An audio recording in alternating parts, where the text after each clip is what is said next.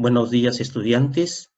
Soy el profesor Manuel Quipuscoa Silvestre. En esta oportunidad me toca desarrollar sobre un tema muy importante que está relacionado con la metacognición, es decir, las dos modalidades que corresponden a metaatención y metamemoria.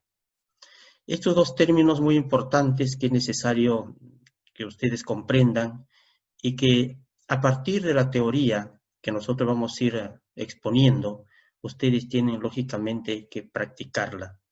Practicar en este sentido lo que es la metaatención y la metamemoria. Para eso hay recursos, hay herramientas para poder hacer esta actividad y que ustedes como estudiantes universitarios requieren manejar estas herramientas para que puedan mejorar su desempeño, sus competencias como estudiantes de gestión de los aprendizajes. Pero la primera pregunta que vamos a hacer es, ¿qué es la metaatención? ¿Alguna vez han puesto ustedes a pensar qué significa ir más allá de la atención? ¿Qué significa reflexionar sobre la atención? Para eso, para ilustrar, voy a partir de un caso.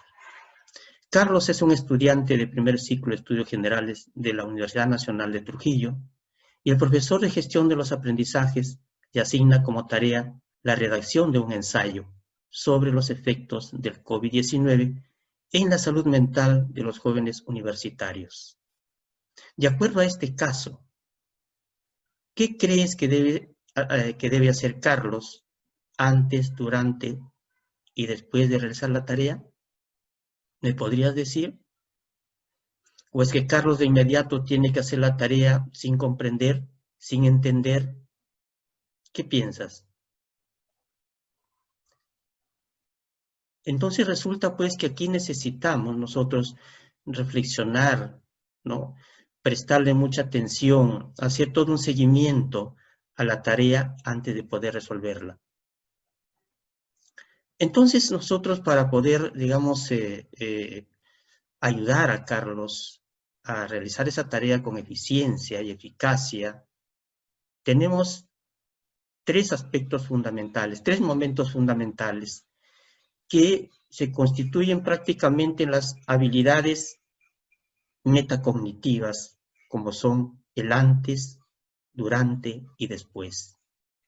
En otras palabras, vamos a decir la planificación, el control o supervisión y la evaluación de la tarea. Antes, primero tiene que comprender las instrucciones de la tarea. ¿Qué exige la tarea? Eso debe preguntarse, Carlos, ¿qué exige la tarea? También debe preguntarse, ¿qué debe hacer para lograr o cumplir con la tarea? Otra pregunta clave es, ¿qué tipo de actividad es? Es una actividad que tiene que ver con pintar, analizar, organizar información, redactar, escribir. Pero durante esta tarea, también es necesario reflexionar sobre sus capacidades para desarrollarla. Tiene que ser consciente si tiene las capacidades suficientes, en qué medida los posee, de modo que pueda cumplir con la tarea asignada.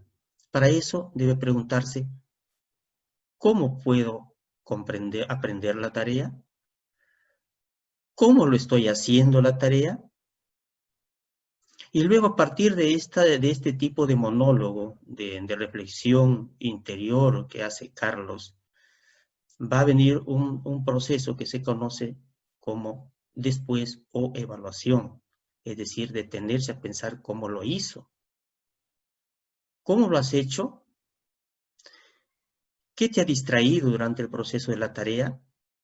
¿Qué debes mejorar para realizar la tarea? ¿Me sirvió la estrategia para aprender?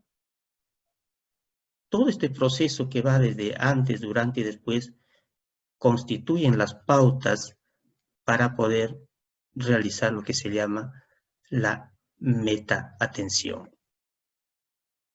Entonces podemos decir que la metatensión se define como el control consciente y voluntario que el estudiante debe realizar sobre su propio proceso atencional en las diferentes tareas de aprendizaje. Desarrollar las habilidades metatensionales en los estudiantes pues exige tener en cuenta 3 aspectos. Primero, identificar cuándo se produce la distracción en una tarea de aprendizaje. Es importante ver cuáles son esos factores, cuáles son esos distractores, ¿no es cierto?, que perturban realizar la tarea de aprendizaje. En segundo lugar, darse cuenta de cómo afecta negativamente la distracción al hecho de aprender. Y un punto 3 es dominar, conocer, utilizar las diferentes estrategias para atender y poder emplearlas que sean más idóneas de acuerdo a la naturaleza de la actividad de aprender. En tanto, pues podemos decir de que la metacognición es la conciencia que tenemos de este importante proceso neuropsicológico y la posibilidad de usar estrategias para regular nuestra capacidad selectiva, de inhibir, de bloquear aquellos estímulos distractores y elevar nuestra eficiencia en las tareas cognitivas. En resumen, podemos decir lógicamente que la metatensión es un control consciente y voluntario que debe realizarse sobre el propio proceso atencional en las tareas de aprendizaje. Esto nos va a exigir 2 aspectos importantes. Darse cuenta de la distracción, como ya decíamos anteriormente, qué factores, qué fuentes, qué recursos constituyen distractores y que van lógicamente a perjudicar mi capacidad atencional. Y por otro lado, yo tengo que, digamos, emplear estrategias para atender. ¿Cómo debo atender mejor? ¿No? ¿Qué recursos debo emplear? ¿En qué momento lo debo hacer?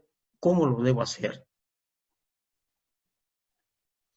De acuerdo a este esquema, vamos nosotros también a hacer un análisis acerca de la metatensión, porque es un proceso complejo, es un proceso que necesita en sus primeros inicios tener el apoyo de una persona, ¿no?, de un entrenador, hoy llamamos coach, ¿cierto?, para que también pueda, digamos, encaminar el proceso de realizar el proceso de metatensión.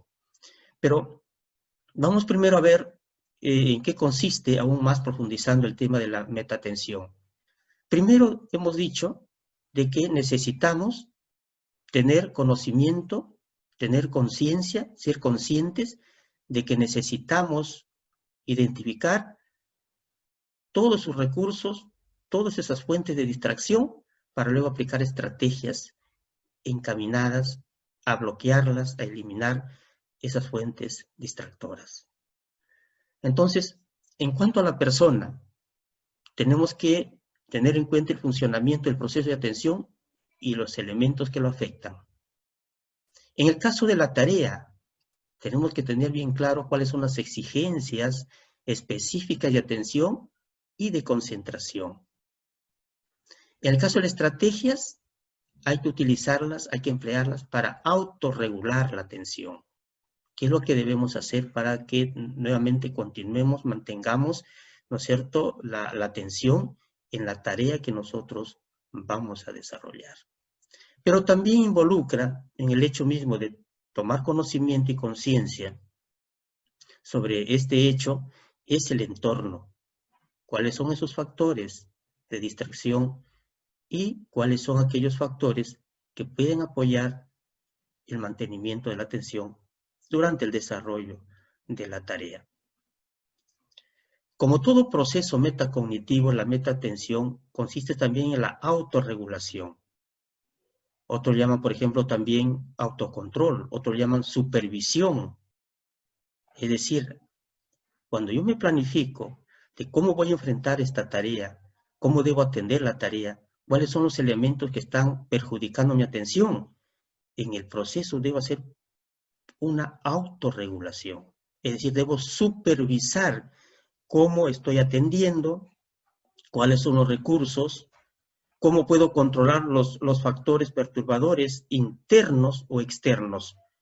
Puede que de repente a nivel interno tenga algún problema de repente de dolor de cabeza, de preocupación, de pensamientos intrusivos, de ideas que continuamente invaden, ¿no es cierto?, en ese momento en que estoy atendiendo para realizar una tarea. Entonces, yo debo tener mecanismos de cómo hacer ese control. Pero también puede haber factores externos, el ruido, ¿no? Hay una persona que me llama, está timbrando el teléfono, me están llamando, etcétera. Entonces, también tengo que ver cómo puedo, ¿no es cierto?, hacer el control de esos factores externos perturbadores. Además, en la autorregulación es necesario tomar en cuenta la discriminación de estímulos relevantes. ¿Cuáles son esos estímulos relevantes, ¿no es cierto?, que están incidiendo y que yo pueda, en este caso también, tomarlos para autorregular mi atención? Asimismo, también la autorregulación tiene que ver con el control de factores ambientales. Ya hemos dicho cómo puedo controlar de repente el ruido, cómo puedo controlar la interferencia de las personas que están conversando, que están hablando, que están haciendo ruido. Entonces, eso es un factor que justamente también, quiera o no, no lo podemos a veces controlar, pero cuando menos podemos sí poder bloquearlos o podemos minimizar sus efectos en el aspecto atencional. La autorregulación también mucho tiene que ver con el control de esfuerzo de acuerdo a las tareas. Una tarea que es demasiado larga, necesito, ¿qué cosa? Dividirlo de repente en subprocesos, dividirlo en partes. Esto me hace acordar mucho al método de Descartes, en el sentido de que él decía, ¿no es cierto?, una de las reglas del método, decía de que si me encuentro frente a una tarea que es grande, ¿no?, que necesita mayor esfuerzo, lo que puedo hacer es dividir, ¿no es cierto?, dividir esa tarea en partes cada vez más pequeñas, en subetapas, subprocesos, que me permita abordarlo, ¿no es cierto?, cada vez por partes hasta terminar con toda la tarea completa. Asimismo, también es importante, jóvenes, tener en cuenta la autorregulación en el sentido de la focalización en ideas o datos. Esta focalización, ideas o datos, tiene que ver con una atención netamente voluntaria, y que se necesita poner nuestro foco de atención en qué datos necesitamos tener en cuenta, en qué ideas son las más principales, las más fundamentales para poder desarrollar la tarea y que necesita de mi parte una atención voluntaria. Y otro asunto importante de la autorregulación tiene que ver con las autoinstrucciones verbales. ¿Qué cosas son las autoinstrucciones verbales? Es una especie de monólogo. ¿Cuántas veces nosotros hemos estado pensando acerca de una tarea? ¿Lo hice bien? ¿Los datos que estoy consignando son los correctos? ¿La tarea que estoy realizando está encaminada de acuerdo al objetivo que debe cumplir la tarea? ¿He fijado bien la atención en los colores de repente de las imágenes?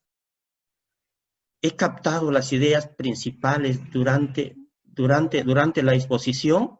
Entonces, todo este tipo de situaciones nos lleva en primer lugar a tener que establecer una especie de monólogo conmigo mismo. Ese monólogo, ese diálogo interior ya está, digamos, presente cuando estoy haciendo este tipo de reflexiones. Y los hago este tipo de reflexiones es para que yo pueda mejorar mi aspecto que tiene que ver con la atención. Según Vallés en el año 2000, afirma que para desarrollar el conocimiento metatensional exige tener conciencia de 3 puntos importantes. Uno, la naturaleza de la tarea de aprendizaje. Yo tengo que saber cuál es la naturaleza de la tarea, porque si no, no voy a saber qué tiempo voy a necesitar, qué recursos voy a requerir, cuál va a ser el esfuerzo que debo demandar. para cada uno de las etapas que se requiera. No es lo mismo, por ejemplo, enfrentarse al hecho de elaborar un mapa conceptual que, por ejemplo, redactar un artículo científico. ¿Por qué? Porque cada una de estas tareas exige ciertas demandas atencionales y ciertos recursos en los cuales yo debo prestar mucha atención. Entonces, primero es la naturaleza de la tarea de aprendizaje. ¿Qué cosa tiene que ver esto? En primer lugar, exige la formulación de interrogantes acerca de las demandas e instrucciones de la tarea. Estas preguntas que puedo hacer, o que toda persona debe hacerse para llevar a cabo este proceso, es lo siguiente. ¿Qué debo hacer en relación a la tarea? ¿No? ¿Qué se me pide que haga en relación a esto? ¿Qué tipo de actividad es? ¿No? ¿Qué tipo de actividad es? ¿Es una actividad lúdica? ¿Es una actividad que tiene que ver con expresión oral? ¿Es una actividad de redacción? ¿Qué tipo de actividad me pide? Otra pregunta es, ¿qué tipo de actividad es? ¿Es una actividad fácil? ¿Es una actividad difícil? ¿No? Entonces, todo esto tiene que ver también con esta reflexión que afirma Vallés, ¿no? Lo otro es, ¿qué se pide hacer? ¿Qué se pide? ¿Cuál es el objetivo? ¿Cuál es el propósito? ¿Es leer? ¿Es escribir? ¿Es asociar? ¿Es recordar? ¿Es comparar? ¿Es ilustrar? ¿Es exponer? Estas preguntas importantes que nosotros debemos hacernos, cada uno de nosotros, pues estamos justamente entrando al campo de lo que se llama el conocimiento metatensional, porque estoy siendo consciente, estoy reflexionando sobre cómo justamente debo enfrentar, ¿no es cierto?, la tarea de aprendizaje. La otra pregunta importante, en este caso según Vallés, es la estrategia atencional. En cuanto a la estrategia atencional, esta supone tener en cuenta las posibles estrategias atencionales en las que el estudiante posee suficiente competencia y seleccionar la que se adecue a la naturaleza de la actividad a realizar. Por ejemplo, puede ser comparar por pares, leer despacio, focalizar, rastrear por regiones espaciales, etc. Yo tengo que buscar una estrategia atencional. Es decir, aquellas estrategias me permitan justamente ir poco a poco cumpliendo con la actividad o la tarea. Y el otro aspecto que tiene que ver es en cuanto se refiere a la calidad de la tarea. Y en la calidad de la tarea, como último paso del proceso metatensional, va a permitir al estudiante evaluar de cómo ha realizado la actividad. Si, por ejemplo, presenta errores su trabajo, y para ello debe autoformularse preguntas como, ¿qué me ha distraído?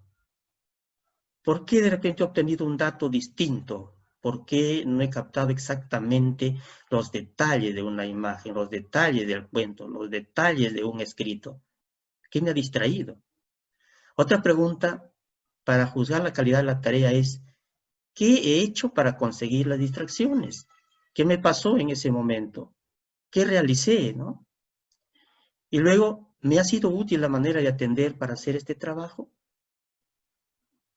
Estas preguntas que hemos dicho es una especie de verbalizaciones, de monólogo que hace el estudiante, entonces le va a servir para mejorar su calidad de atención. Nuevamente para verificar en qué medida falló y qué estrategia no fue aplicada adecuadamente y en forma oportuna. Entonces, estas actividades le permiten al estudiante ser consciente de cómo está desarrollando su proceso atencional. Vamos aquí a fijarnos en esta ilustración para ir reforzando sobre nuestro tema.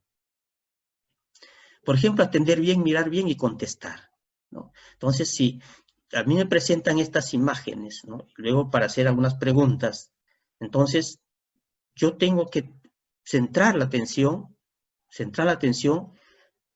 la forma como, por ejemplo, está levantando las pesas, el peso que tiene cada una de ellas, qué representa la primera imagen, la segunda imagen, la tercera imagen, qué están haciendo en la cuarta imagen, observar detalles, ver entonces el panorama general para poder luego poner en práctica lo que se llama, lógicamente, la reflexión metacognitiva. Entonces, si yo quiero recordar todos estos pasajes, primero debo hacer proceso de planificación, luego hacer un proceso que se llama de supervisión y luego terminar con el proceso que se llama evaluación. Entonces, en el proceso de planificación yo debo centrarme en qué aspectos voy a tener que observar, cómo voy a tener que memorizar, prestar atención a detalles de cada una de estas imágenes. En el proceso que tiene que ver con supervisión, tengo que ver si me estoy fijando, ¿no es cierto?, en los detalles, de repente si se trata de un futbolista, si se trata de una persona que está levantando pesas, cuál es de repente el peso que está levantando en cada mano, si la cabeza está, digamos, hacia atrás o está inclinada, etcétera, etcétera. Todos esos detalles que estoy observando me permite hacer una planificación, ¿no? Mirar detalles uno por uno, hacer un rastreo visual, ¿no? Imagen por imagen, ¿no? Que representa cada uno de estos. Entonces, cuando yo estoy haciendo este proceso atencional, estoy poniendo en juego también la supervisión. ¿Lo estoy haciendo bien? O de repente he observado de manera muy genérica, he dado un barrido visual, pero sin detenerme en los detalles. Y lo otro es ver realmente si alguien me pregunta, ¿no? Va a cubrir de repente toda esta parte de aquí que observé y me hace preguntas. Por ejemplo, me puede decir en qué mano lanzaba la pelota el niño que jugaba al ping-pong. Entonces, si yo no observé con detalles cada una de las imágenes, voy a responder de repente en forma no asertiva. Entonces, esta parte permite en primer lugar juzgar después si acerté o no acerté con las preguntas que me están haciendo. Y para eso realizo un proceso de evaluación. ¿Por qué respondí mal? ¿Por qué no acerté con la respuesta? Seguramente porque no presté mucha atención a los detalles. Y observen aquí en la imagen también es algo importante, ¿no? El mismo estudiante se pregunta, creo que le estoy acertando. ¿Ven? Este monólogo que él hace, y creo que le estoy acertando, los miré todos muy despacio, voy a mirar con atención, este es el monólogo, estas son las verbalizaciones que demuestran que la persona o los estudiantes están haciendo un proceso de monólogo, un proceso de reflexión. Vamos a encontrar por otro lado también, por ejemplo, aquí las imágenes de este estudiante que dice, es correcto, me fijé bien, no presté mucha atención a este dibujo. Todo está haciendo, ¿qué cosa? Un proceso netamente reflexivo, un proceso de la meta-atención. Entonces, la importancia que tiene la meta-atención es justamente desarrollar aspectos reflexivos sobre cuáles son elementos que pueden distraer la atención, cuáles son las estrategias que yo puedo usar para atender mejor a través de los procesos de reflexión cognitiva, que es la planificación, la supervisión y la evaluación. Bien, hay estrategias metacognitivas que tienen que ver con la meta-atención. Hay estrategias para atender. Por ejemplo, hay una estrategia que se llama conductas de rastreo visual, ¿no? Estas conductas de rastreo visual pues permite ir deteniéndose en cada una de las imágenes, los escritos, pero a través, por ejemplo, de una determinada dirección. Por ejemplo, seguir con la vista todos los dibujos. sigue la dirección de la flecha, ¿cierto? Seguir la dirección de la flecha, detén tu mirada unos instantes en cada uno de ellos, ¿no? Hay que mirar, ¿no? Alguien puede parecer, de repente, puede ser un tiburón, ¿no? O alguien puede creer que de repente es otra imagen, pero hay que detenerse a ver, ¿no? ¿Qué cosa es esta imagen, ¿no? ¿Un avión? ¿Un helicóptero? Luego la siguiente imagen, ¿qué cosa es? La otra imagen es una manecilla. ¿Hacia qué lado está señalando o apuntando? Y así, este es lo que se llama como rastreo visual. Hay programas especiales que enseñan justamente para desarrollar la meta-atención. Hay programas y se pueden lógicamente desarrollar programas de acuerdo a las demandas de los estudiantes. Y entonces, en sí, el hecho mismo de la atención, si uno no lo ha logrado, lógicamente tiene que hacer bastantes ejercicios, tiene que hacer bastantes ejercicios de estrategias metacognitivas que permita justamente desarrollar esta habilidad. Pero también existe lo que se llama la estrategia de la focalización. Entonces, en la focalización vamos a encontrar de que vamos a pedirle al sujeto de que seleccione una parte de esta fotografía y centre su atención en una de ellas, ¿no? Puede ser el lado izquierdo, al centro, lado derecho, ¿no? Y luego lo podemos preguntar, ¿qué has observado? Y pedirle que lo describa. Al hacer esa tarea, él se va a dar cuenta realmente si ha hecho una focalización, si ha tenido ese tipo de atención focalizada o selectiva sobre esa imagen. Y si no, él tendrá que nuevamente hacer un proceso metatensional. ¿Qué cosa lo distrajo en este proceso? ¿Qué recursos empleó para poder tomar en cuenta los detalles de esa fotografía, de esa imagen? ¿Cómo lo hizo? ¿Cómo puede mejorar para que pueda captar detalles y pueda luego escribirlos, pueda luego expresarlos? Pero esto también tiene mucho que ver con los tipos de atención. Una cosa es tener una atención sostenida, que este tipo de atención prácticamente tiene que ver en cuanto el sujeto es capaz de mantener el foco de atención y permanecer alerta delante de los estímulos por periodos, digamos, más o menos largos. A veces esto lleva también a la fatiga, ¿no? Por eso no es recomendable, lógicamente, mantener a un estudiante mucho tiempo prestando atención a un tema. Y si sobre todo tienes una sola regularidad, con pocos estímulos, ¿no es cierto? Con pocas motivaciones, que le permita, lógicamente, mantener la atención. Por eso los periodos cortos son importantes, ¿no? Hacer un pare, hacer una actividad que permita al estudiante recobrar energía y continuar con ese tipo de atención. La atención focalizada, ya esto tiene que ver la atención, digamos, de forma selectiva a un estímulo o algún aspecto del estímulo, ¿no? Entonces, de forma, pues, preferente a otros estímulos, determinando que pueden haber varios estímulos, pero él puede focalizar, lógicamente, en uno de ellos que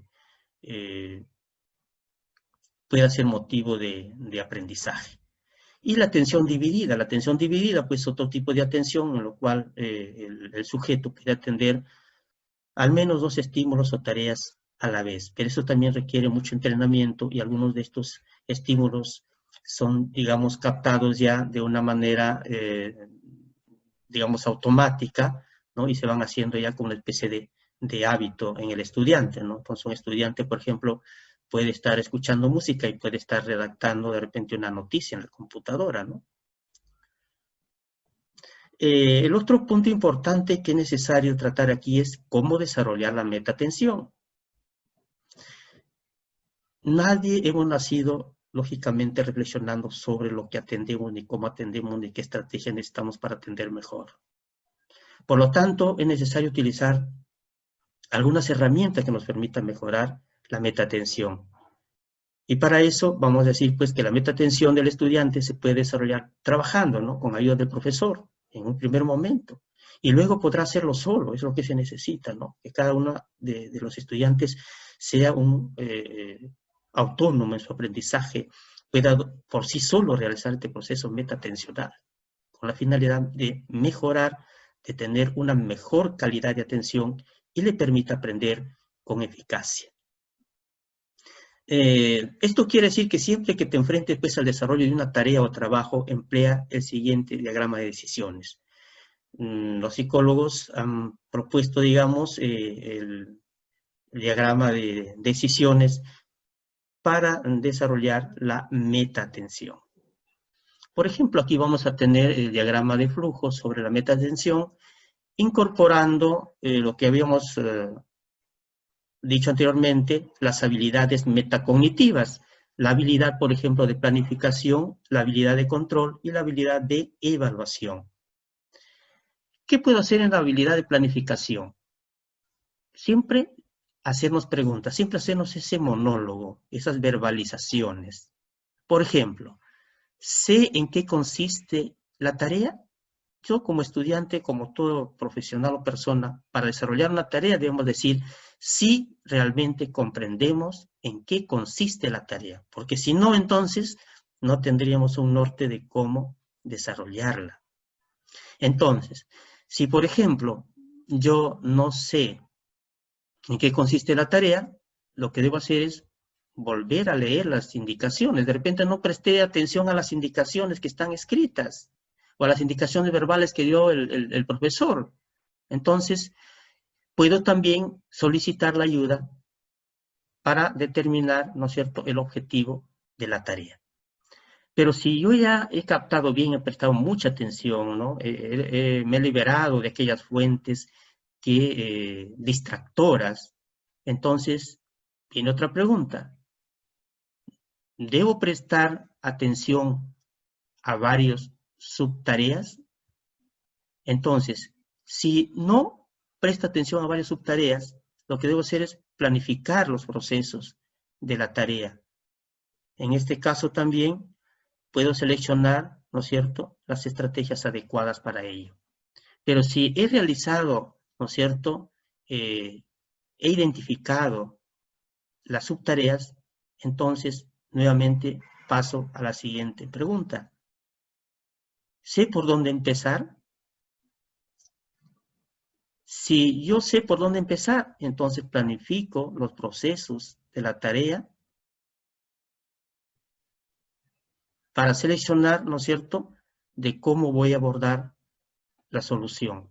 Y si en caso de que no sé por dónde empezar, voy a tener que determinar las demandas de las tareas, como por ejemplo, decir qué tiempo requiero para cumplir la tarea, cuál es el grado de dificultad de la tarea, qué recursos o fuentes tengo que consultar para desarrollar esa tarea.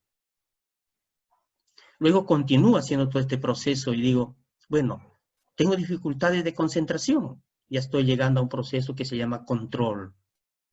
Entonces, si tengo dificultades de concentración, voy a determinar, ¿no es cierto?, estas fuentes, estos distractores, que pueden ser ruidos ambientales, que pueden ser, bueno, amigos, ¿no?, que me están llamando por teléfono, que puede ser de repente alguna persona que me está saludando, me está pasando la voz, y que todo eso, pues, yo tengo que, de alguna manera, ver cómo tengo que bloquearlos, de modo que no influya, ¿no es cierto?, no distraiga mi atención. Luego que he hecho ese control, ¿no es cierto?, de cuáles son los elementos distractores y cómo puedo manejarlos, ahora voy pasando a lo que se llama esta habilidad metacognitiva, que es la evaluación. Entonces, para eso, nuevamente, surge otra pregunta. ¿Estoy avanzando según lo planeado?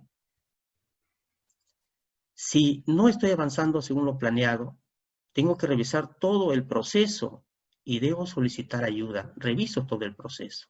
Miren qué interesante, digamos, tiene una manera recurrente, es una manera, digamos, circular, en el cual paso a paso voy detectando dónde están las fallas, desde la planificación, pasando por el control, hasta llegar a la evaluación. Todo este proceso que he recorrido me van a servir para hacer lo que se llama el proceso de autocorrección. debo hacer un proceso de autocorrección. Sí. ¿Dónde puedo identificar de repente la falla? Pues en la planificación. Muy poco tiempo di a la tarea. O subestimé la tarea creyendo que era muy fácil. Bien, de repente está en el control, en el sentido que no hice, digamos, un control adecuado de las fuentes que causan, ¿no es cierto?, este problema de bloquear mi atención, de interferir en mi atención. Y por último, tengo que hacer una evaluación, de modo que me permita cada vez en otras tareas ser consciente de que debo realizar procesos que tienen que ver con planificar, con el control y con la evaluación. Veamos aquí un ejemplo para poder entender un poco más sobre lo que estamos conversando ahora. Es un diagrama de decisiones que es un dictado de clases. Por ejemplo, un profesor va a dictar sus clases. Cuando un profesor va a dictar sus clases, primero tiene que planificar, tiene que llevar un control y tiene que evaluar de todo el proceso que va a realizar. En la planificación, ¿tengo claro cómo voy a organizar mi clase? ¿Qué fase seguiré? Son preguntas, son monólogos, como dijimos, son verbalizaciones que se debe hacer al interior la persona que es metacognitiva o que practica la metacognición. Entonces, si no, ¿qué tiene que hacer? Planificar las fases. Tiene que especificar de los objetivos. ¿Cuál es el objetivo de su clase? La exposición de la información. ¿Qué va a exponer? ¿Qué información tiene a la mano? El análisis de la información que posee. También tiene que ver con la discusión, las tareas que va a desarrollar, que va a dar para el estudiante. Pero si él prácticamente tiene claro cómo va a organizar la clase y qué fases va a seguir, entonces él va a formularse otra pregunta. ¿He identificado qué tipo de información presentaré? Si no lo tiene claro, entonces él tiene que caracterizar el tipo de información. ¿Es teórico-conceptual? ¿Es práctica procedimental? ¿Va a ser experimental? ¿Va a ser periodística? ¿Qué tipo de información va a presentar? Luego otra pregunta que viene dentro de la planificación. ¿He decidido las estrategias de enseñanza-aprendizaje? Si no lo ha decidido, lógicamente tiene que hacerlo.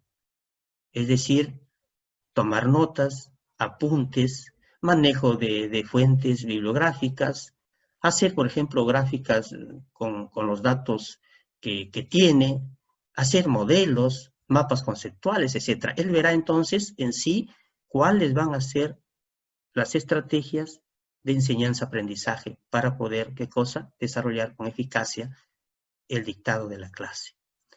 Bien, si ya tienen todo este proceso de planificación, ahora viene un proceso que se llama de control o supervisión.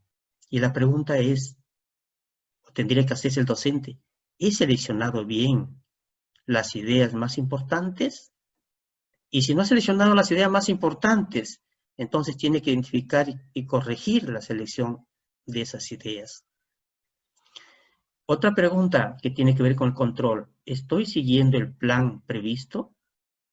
Si no está siguiendo el plan previsto, tiene que volver a planificar la parte, ¿no es cierto?, que ha variado. Pero si lo hace, entonces pasará nuevamente ya a una etapa de evaluación. Aquí viene una etapa de evaluación en el sentido de que se preguntará si los alumnos responden a las preguntas de retroalimentación que él está haciendo durante el proceso de la exposición. Si los estudiantes no responden, ¿qué significa? Que tiene que volver a explicar las ideas principales. Y si lo hace, ¿no es cierto?, tendrá que hacerse otra pregunta. ¿Mis alumnos se pueden explicar las ideas principales con sus propias palabras? Y si no lo hacen, tienen nuevamente que volver a explicar las ideas principales a los estudiantes. Y si todo sale bien, entonces dará fin a este proceso.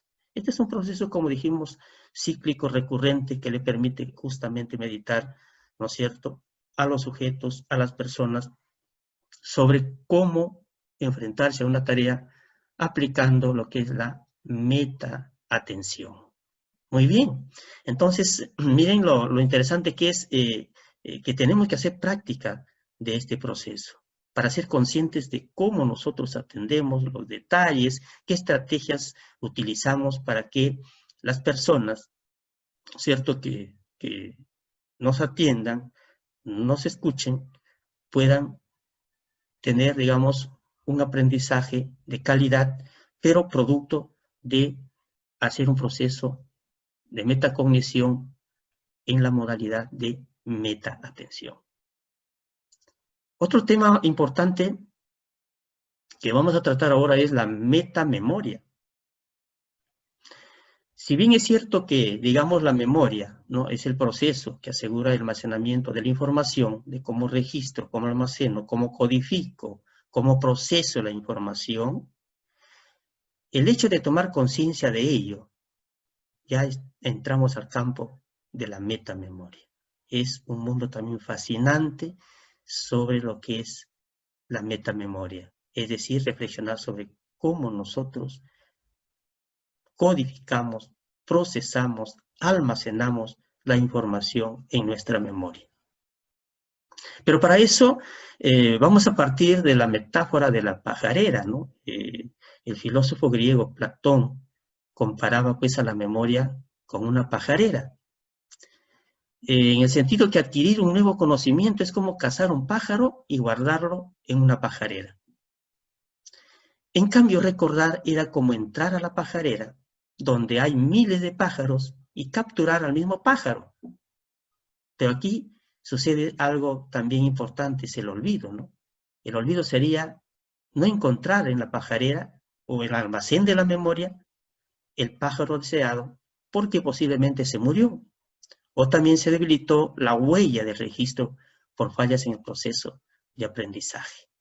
Entonces, esta metáfora es muy importante porque a través de esta analogía podemos ver, lógicamente, la función que cumple la memoria en el hecho de almacenar, reconocer, procesar y luego recordar, ¿no es cierto?, información que hemos almacenado.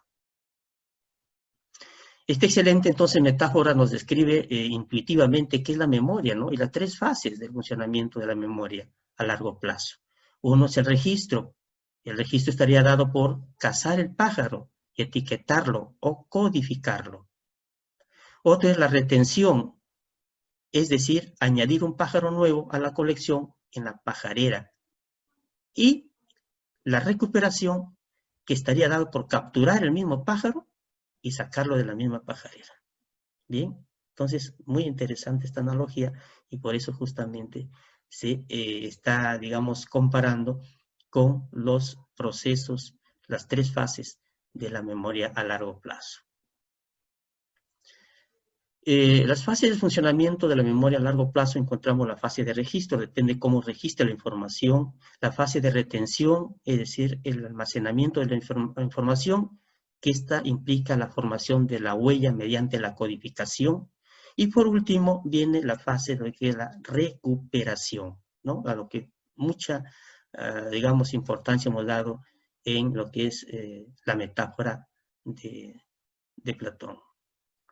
Entonces, esta metáfora que nosotros hemos analizado tiene mucha relación con las fases de funcionamiento de la memoria. ¿Cómo registro la información? Ese es fundamental, el hecho de cómo registrar, cómo captar, cómo capturar los detalles, ¿no es cierto?, de los objetos que voy a tener que incorporar a mi memoria, cómo los proceso. ¿Cómo los codifico? De modo que pueda tener, digamos, crear esa huella, que cuando yo quiera recuperarla, lo tenga allí. Y por último, ya la fase de recuperación, que estaría implicando un proceso activo, el hecho de recordar y reconocer. Los tipos de memoria, hay tres tipos de memoria, que también son importantes tomar en cuenta cuando hablamos de la metamemoria, es la memoria declarativa. Aquí están, lógicamente, comprendido toda la información sobre los acontecimientos, por ejemplo, nombres, fechas, y se dividen en memoria semántica y episódica, ¿no? La memoria semántica está asociada a los significados de las palabras. al significado de las oraciones, al significado de los diferentes términos que aplican las diferentes, por ejemplo, ciencias, ¿no? Las definiciones, los conceptos, los constructos. La memoria episódica está dada por los detalles, ¿no? Está dado por aquellos episodios que han sucedido en la vida de las personas en diferentes etapas o áreas geográficas. Pero también existe una memoria que se llama procedimental o procedural. Esta memoria ya, digamos, se relaciona con almacenar información para la ejecución de habilidades o conocimientos estratégicos. Es decir, aquí se alojan todo lo que son aplicación de métodos, de técnicas, de procedimientos, ¿no? Se refiere a saber cómo se hace algo. Desde, por ejemplo, de repente enhebrar una aguja, pegar un botón, hasta el manejo de repente de un robot o manejo de máquinas cada vez, digamos, más complejas. Y la memoria de trabajo, esta es una memoria corta, la memoria de trabajo, que dura muy breves segundos, o a veces milisegundos, pero que cumple funciones de almacenar y recuperar información declarativa que ingresa al mundo exterior y es codificada. Esta memoria de trabajo sirve justamente para la toma de decisiones ante determinadas situaciones que tenemos que enfrentar. Miren, la metamemoria está lógicamente asociada también a procesos de conciencia y conocimiento y a procesos de autorregulación. Observen ustedes un poco aquí esta imagen, ¿no?, que está al lado izquierdo, y cómo está, digamos, procesando, cómo está encodificando, ¿no es cierto?, para ayudar de repente a la memoria a que almacene esta información de una manera más significativa, más coherente, más lógica, ¿no? Un byte, un bit, un kilobyte, un megabyte, un terabyte, un gigabyte, etcétera, ¿no? Entonces, esto está viendo cómo puede codificar la información de modo que le permita almacenarlo y lo pueda recuperar, ¿no es cierto?, entrar a la pajarera y buscar, lógicamente, dónde está, por ejemplo, el megabyte. ¿Quién representa al megabyte? Entonces decíamos que en la metamemoria encontramos la conciencia o conocimiento. Con respecto a la persona, tiene que ver con el proceso de olvido, las capacidades de almacenamiento y la recuperación de la información. Depende cómo se haya vivido, cómo se haya codificado, cómo se haya identificado, ¿no es cierto?, cada uno de los estímulos, llámese visuales, auditivos, ¿no?, kinésicos, y que permite almacenarlos, ¿no es cierto?, en la memoria. Pero también la conciencia y conocimiento, ¿no es cierto?, acerca de los fenómenos de la metamemoria, tiene que ver con las estrategias, es decir, qué métodos, ¿no?, qué estrategias utilicé para almacenar y recuperar la información. Por eso es importante, ¿no es cierto?, que los métodos, las estrategias para almacenar información tengan que ser lo más ricos posible, lo más novedosos y lo más impactantes posibles. Si no es así, entonces vamos a tener problemas con la forma de codificar, con la forma de almacenar la información a nuestra memoria de corto y largo plazo, y vamos a tener problemas con la recuperación de la información. Y lo otro es también la tarea, ¿no? ¿Qué características distinguen, ¿no es cierto?, una información relevante? La tarea está en función, en todo caso, de qué se diferencia una tarea de otra, qué es lo que demanda al sujeto. Y también el entorno, qué factores, digamos, van a favorecer o van a limitar la metamemoria, ¿sí? Ahí vendrán los recursos de diferentes tipos. El otro proceso es la autorregulación de la metamemoria y tiene que ver con la descripción con palabras propias, ¿no es cierto?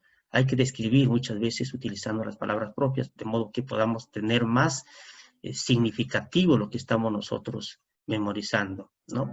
Se ha hecho estudios también que las personas memorizamos mejor aquellos conceptos o aquellas ideas que son significativos para nosotros. Entonces, ese es un trabajo que realizó Ebbinghaus en el sentido de las palabras con sentido, ¿no? Y se determinó, pues, que las personas, los sujetos, aprenden mucho mejor palabras cuando para él tiene cierto sentido o significado. La autorregulación tiene que ver también con la elaboración de modelos. Hay que ver qué modelos pueden servir para ayudar mejor a la memoria, manipulando, realizando un esquema, un gráfico, etc. Tiene que ver con la categorización y reordenación de la información. Por ejemplo, aquí se puede aplicar diferentes organizadores gráficos. ¿Para qué? Para ayudar mejor, ¿no es cierto?, captar detalles. Los mapas mentales, por ejemplo, son muy poderosos por cuanto combinan colores, forma, movimiento. Entonces puede ayudarnos, ¿qué cosa? Mucho mejor para captar, ¿no es cierto?, información y almacenarla y luego recuperarla, digamos, en forma un poco más fácil. La asociación de palabras, claves e imágenes, están los mapas mentales.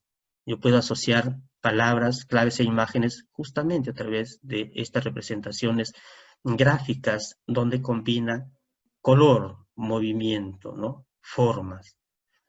También autorregular a través del empleo de gráficas para establecer la estructura de conceptos y proposiciones, mapas conceptuales, los mentefactos, por ejemplo, muy bien nos ayudarían cuando se trata justamente de establecer estructura, relación entre conceptos y proposiciones. Entonces, voy regulando.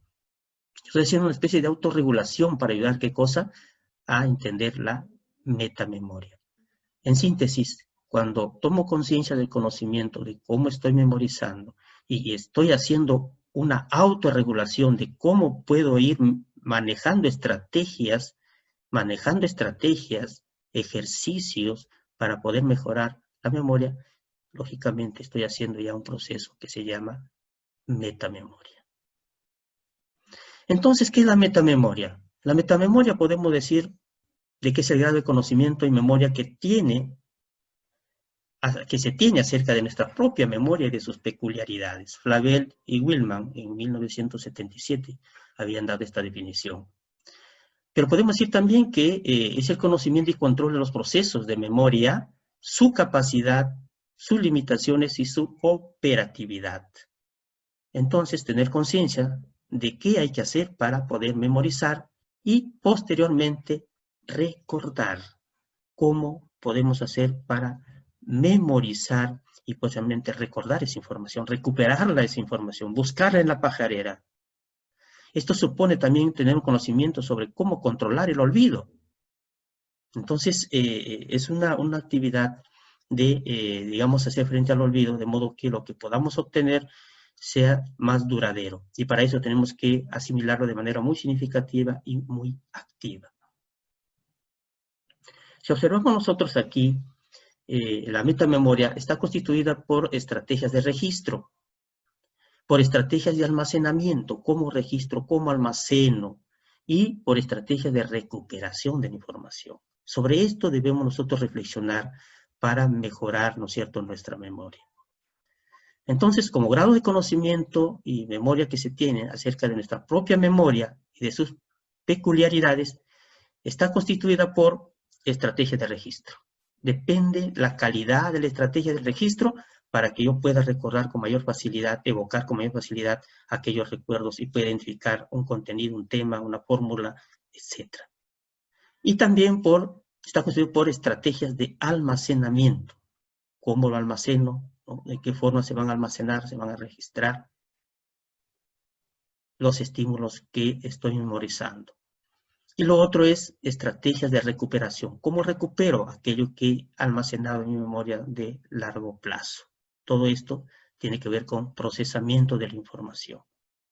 Entonces, digamos que los procesos de reflexión acerca del propio proceso de memorizar exige, por un lado, observar, saber registrar, saber codificar, saber almacenar y saber recuperar, ¿no es cierto?, los contenidos, los estímulos que han sido almacenados en nuestra memoria de largo plazo. ¿Cuándo un alumno se encuentra, digamos, en condición de desarrollar su metamemoria? Cuando ya posee la suficiente habilidad en las estrategias de memorización. Hay técnicas que se llaman nésicas, y que permiten utilizar recursos que ayudan a recuperar información. Entonces aquí vamos a encontrar de repente el hecho de emplear una palabra para recordar hechos o fenómenos, se puede de repente organizar un trabalenguas, una canción, ¿no? Con de repente nombres de los países, etcétera, ¿no? Entonces yo busco estas técnicas que permitan recuperar información. Pero también tiene que ver, lógicamente, que se haya ejercitado durante un tiempo suficiente. Entonces, hay que ensayar, hay que entrenar también la memoria. La memoria necesita ser fortalecida. Es como un músculo que necesita darle ejercicio. La memoria también se tiene que, digamos, apoyar en técnicas, en estrategias que permitan codificar, almacenar la información. Entonces, que a partir de estos supuestos el alumno ya puede, digamos, desarrollar habilidades metacognitivas en el área de la memoria. Es decir, podrá aprender las habilidades de planificación, de control y de evaluación, conforme ya se explicó. Estas tres habilidades metacognitivas siempre deben estar presentes en las tareas o en los trabajos que nosotros vamos a desarrollar, ¿no? La planificación, control y evaluación del proceso de registro y evocación de los contenidos nésicos para uso estratégico, ¿no es cierto?, de dichas habilidades. Otra pregunta interesante que es necesario aquí conversar es, ¿cuáles son las estrategias previas del proceso de memoria? Son 4 estrategias previas del proceso de memoria. Uno es operaciones y procesos nésicos básicos, ¿no? El recordar, el observar, el clasificar, es importante. Lo otro es las estrategias para organizar la información y poder codificarla óptimamente. ¿Qué estrategias uso para poder organizar la información? Mapas, recursos, dibujos, audios, etc. Lo otro es, 3, las estrategias voluntarias para consolidar en la memoria de largo plazo el contenido de aprendizaje que posteriormente se tratará de evocar. Es decir, tengo que ser consciente, tengo que tener voluntad de atender, de memorizar esos contenidos o esos datos. Y la cuarta estrategia es la metamemoria, como control consciente ya de los pasos anteriores. Estos pasos son necesarios, los 3 anteriores, para poder luego hacer lo que se llama la metamemoria, como un control consciente de los pasos anteriores. Todo esto yo tengo que hacer un monólogo, todo esto tengo que hacerme unas preguntas también para ver cómo estoy haciendo cada uno de estos procesos. En este gráfico vamos a encontrar la estrategia de la memoria. Por ejemplo, aquí encontramos que en la metamemoria, ¿no es cierto?, vamos a encontrar estrategias. Lo primero, operaciones y procesos nésicos básicos. Por ejemplo, reconocer objetos. Si nosotros queremos un poco mejorar nuestra memoria, hay que ver de reconocer objetos sencillos, ¿no?, hasta objetos más complejos. Recordar nombres, por ejemplo, también, ¿no? Familiaridad, analogías entre objetos, la frecuencia con que uno pueda realizarlo. Encontramos en las estrategias de organización, cómo podemos organizar la información para mejorar la memoria, por ejemplo, el resumen, los esquemas, estrategias voluntarias, por ejemplo, repetición mental, ¿no? Cuando yo repito para aprender algo, ¿no?, estoy haciendo un monólogo, estoy repitiendo ese material una y otra vez hasta que pueda memorizarlo. Crear imágenes, ¿no? Crear imágenes significa, pues, lógicamente, que yo puedo darle un código a todo un sistema de texto y elaborar imágenes mentales que me permita recordar, ¿no? Entonces, algo así como recordar varios nombres, varias etapas de una historia, recorriendo de repente los espacios que tengo, los cuartos que tengo en mi casa, ¿no?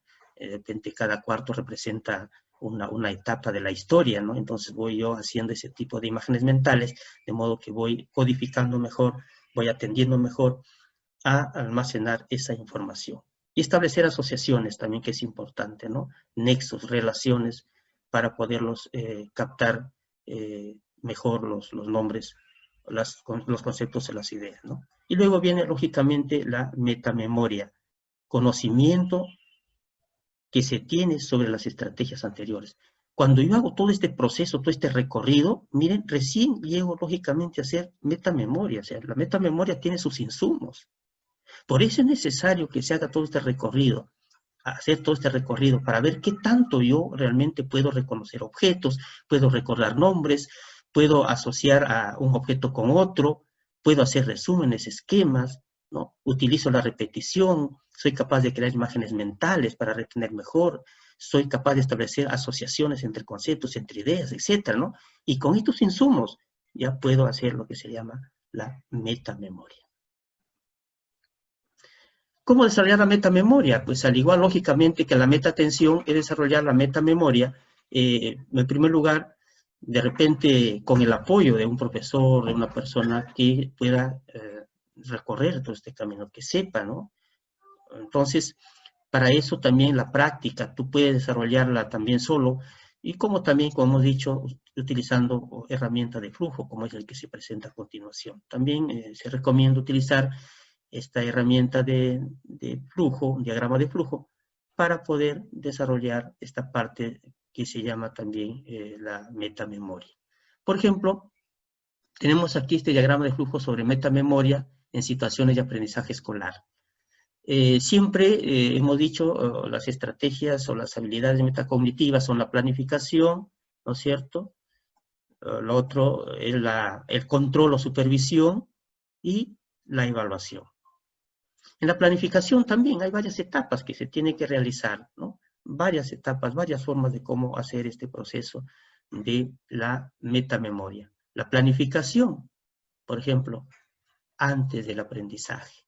Conozco el tema, una pregunta clave que tiene que hacerse, ¿no? Si no conozco el tema, debo activar mis conocimientos previos.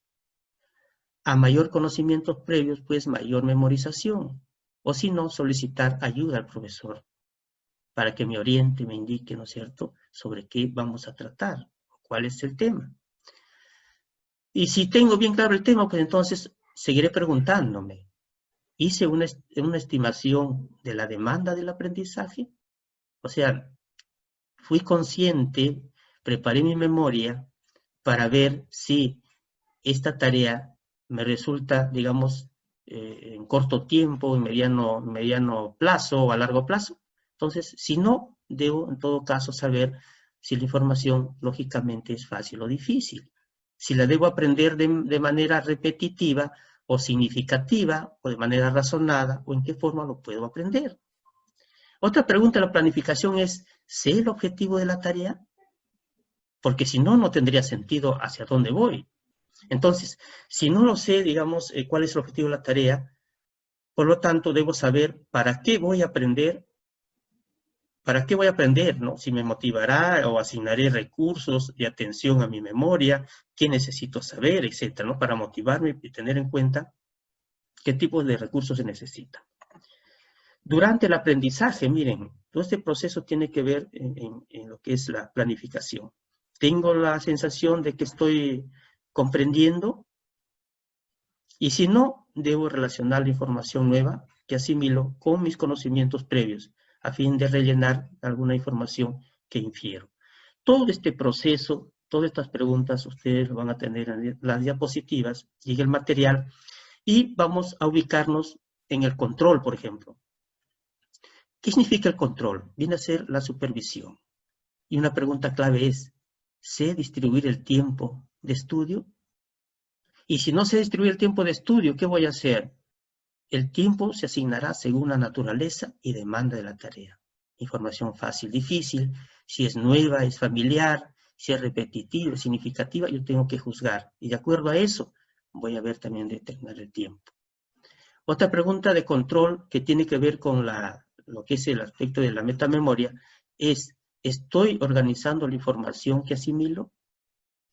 Y si no lo estoy organizando, entonces debo supervisar la efectividad de la estrategia de memorización, ¿no?, que estoy usando. ¿Cómo lo estoy usando? ¿Para qué lo estoy usando? Eso es importante y clave para poder continuar con esta tarea. Pero otra pregunta también que tiene que ver con el control es, ¿recuerdo las ideas principales? ¿Estoy comprendiendo y sacando conclusiones? Miren cómo es un diálogo, es decir, que son verbalizaciones, son diálogos que yo tengo que siempre hacer para poder entrar al campo de la metamemoria. Y si no lo hago, tengo que buscar estrategias de cómo nuevamente retomar, ¿no es cierto?, el control ¿no? ¿Qué debo, por ejemplo, repasar de repente mis apuntes? ¿Debo preguntar al profesor? ¿Debo razonar y relacionar la información asimilada, etcétera? Y por último viene una etapa que se llama evaluación. Y una pregunta clave es, ¿sé qué estrategia es más adecuada para un aprendizaje? Y si no lo sé, debo analizar la naturaleza del conocimiento y determinar si es repetitivo o significativo, ¿no? Y por último, una pregunta clave en la evaluación es, ¿incrementé mis conocimientos? ¿Comprendí un nuevo tema? Si no es así, entonces debo, ¿qué cosa? Debo nuevamente volver a estudiarlo, repasarlo, solicitar ayuda al profesor para rellenar aquellas lagunas de información que tengo. Ese es el proceso que consiste justamente en lo que es la metamemoria, todo un proceso de control, toda la aplicación de un sistema de habilidades metacognitivas. Como le digo, no es un proceso fácil, hay que entrenar también la memoria, hay que entrenarlo para desarrollar estos procesos metacognitivos orientados a lo que es la metatensión, orientado también a lo que es la metamemoria. Con esto, les invito, jóvenes estudiantes, a hacer este proceso, partir poco a poco de reflexionar sobre cómo ustedes atienden, de buscar estrategias de cómo mejorar esa atención. Asimismo también incursionar y practicar poco a poco lo que viene a ser la metamemoria. Hay que mejorar la memoria, hay que potenciar la memoria, pero hay que reflexionar sobre ella, de cómo hemos codificado, cómo hemos almacenado, qué estrategias hemos empleado para poder, en este caso, procesarlas y cómo podemos recuperar la información que hemos estudiado y que necesitamos lógicamente recuperar más tarde para demostrar nuestro aprendizaje. Muchas gracias por su atención. Este es un tema muy interesante que les invito a ustedes también para que investiguen más sobre metatensión y metamemoria. Desearles pues de que estos temas sirvan de motivación para mejorar el proceso de su aprendizaje. Muy bien, será hasta pronto. Permiso.